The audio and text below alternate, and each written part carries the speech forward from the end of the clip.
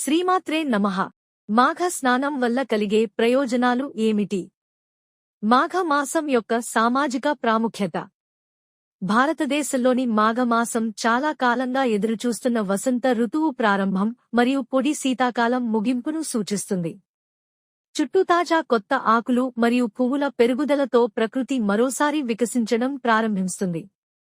మాఘ స్నానం. కార్తీక మాసంలో దీపాలు వెలిగించడానికి చాలా ప్రాముఖ్యతనిస్తే మాఘ మాసం స్నానానికి ప్రత్యేక ప్రాముఖ్యతనిస్తుంది. దీనిని మాఘ స్నానం అని పిలుస్తారు. చాంద్రమాన క్యాలెండర్ను అనుసరించేవారికి ఇది పుష్య బహుళ అమావాస్య నుండి ప్రారంభమై మాఘ బహుళ అమావాస్యతో ముగుస్తుంది.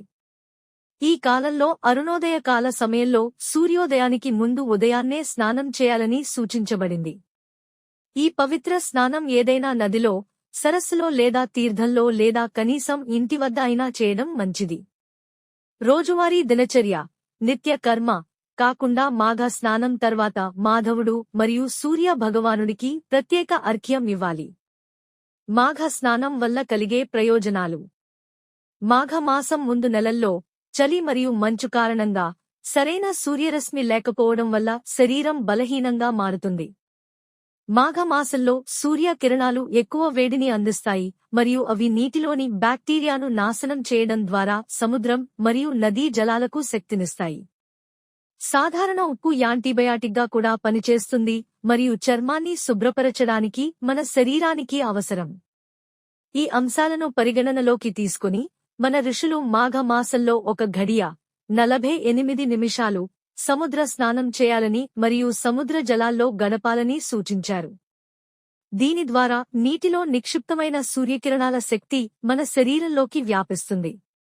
సుమారు 48 నిమిషాల పాటు సముద్రపు నీటిలో స్నానం చేయడం వల్ల రోమా కూపంలను తెరవడం ద్వారా మన బాహ్య శరీరాన్ని శుభ్రపరచడం ద్వారా రిఫ్రెష్ అవుతుంది మరియు ఒక వ్యక్తి యొక్క దినచర్యలో ఆధ్యాత్మిక కోణం నుండి చాలా ప్రాముఖ్యత జోడించబడింది. మాఘమాసంలో సముద్ర స్నానం చేస్తే అనేక ప్రయోజనాలు కలుగుతాయి. మాఘ స్నాన మంత్రం. దుహఖ దారిద్ర్య నాశాయ శ్రీ విష్ణోస్తోషణాయ చ. ప్రాతః స్నానం కరోమ్యద్య మాఘే పాప వినాశనం. మకరస్థే రవో మాఘే గోవిందాచ్యుత మాధవ. స్నానేనానేనమే దేవయతోక్త ఫలదోభవ. అరుణోదయేతు సంప్రాప్తే స్నానకాలే విచక్షణః. మాధవాంధ్రి యుగం ధ్యాయన్ యః స్నాతి సురపూజితః. ఇలా బ్రహ్మ పురాణం చెబుతున్నది. అనగా సూర్యోదయంలో నారాయణుని ధ్యానిస్తూ స్నానం చేస్తే దేవతల చేత పూజితుడవుతాడు.